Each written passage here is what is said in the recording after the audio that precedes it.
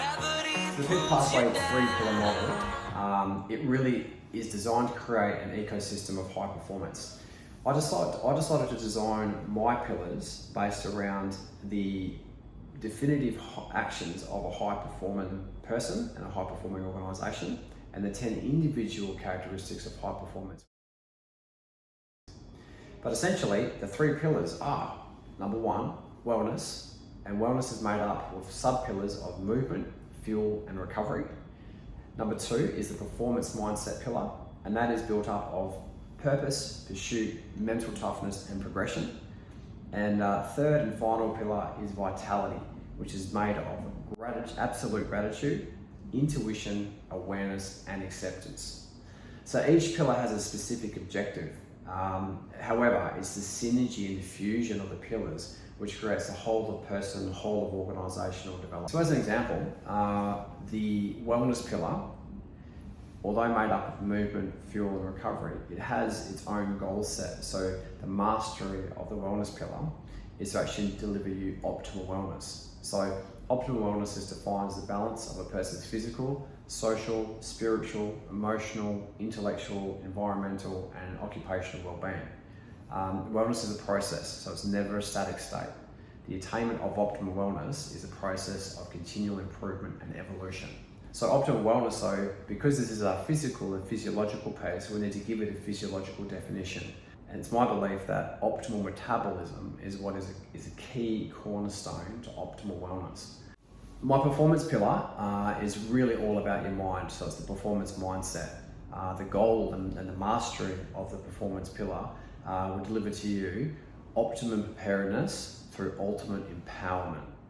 And the actual delivery vehicle for this to occur is what we call the creation of your warrior or warrior-S mindset. It really dials in on what you're thinking, why you're thinking it, and the pathway that it gives you. So we're looking at your purpose, the meaning of why you're here, what you're doing, what it is that's making you feel purposeful and giving you your drive and your GPS compass each and every day. We then look at the pursuit of your purpose, so how you're actually going forward and moving that forward, and what is the vision of this? What does this actually look like when you attain it? One of the sub-pillars within our performance mindset is mental toughness. So mental toughness we hear a lot in the sports world, and I think it's equally needed in the corporate world, business, and just generally in life at the moment. Having that mental toughness, which is born about through resilience, leadership, self-awareness, and accountabilities, that's a really big part, I feel, of really building out your mental profile and giving you that performance mindset. And finally, within our performance mindset is progression. When we are moving forward, when we're attaining skills, getting our goals acquired, doing the things that we want to be doing, stepping forward bit by bit by bit, it's a very powerful thing for humans. It makes us feel fantastic. When we have a challenge and we're meeting that challenge with the right levels of support through education and application, generally you're going to have a pretty happy human and someone who's willing to try and looking to go to new heights and new levels. Obviously, last but not least, we've covered the body, we've covered the mind. Now we have to look to the last pillar, which is our vitality pillar. And the goal of the vitality pillar is to deliver to you ataraxia. So ataraxia, by definition, is the ongoing feeling of calmness, where you're devoid of any mental stress, worry, or anxiety.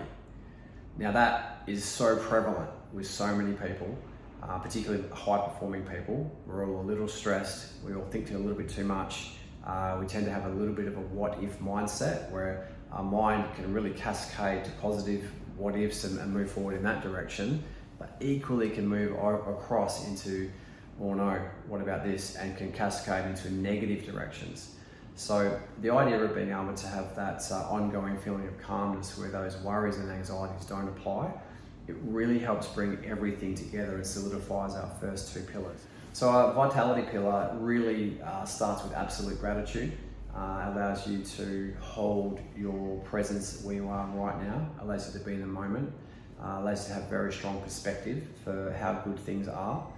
And from that point of view, allows you to avoid a victim mindset. So it really puts you in a position to move forward with a growth mindset. Intuition is a really big part of vitality, decision making, particularly under pressure can often come down to your gut feel and your intuition. It's very difficult to be connected to that when there's a lot of stress and worry and noise around you. So the Vitality Pillar really, in the implementation and practice of that, will allow you to still your mind and be calm so you can hear your guidance and move it forward. A big part of Vitality is awareness. Awareness of yourself, your own behaviours, the things that you do that are good, the things that you do that are maybe harmful to you or potentially others. And that really dials into the performance mindset as well, and leadership and being a really strong self-leader. And also acceptance. That's one of the really big parts of our Vitality Pillar. Acceptance is key.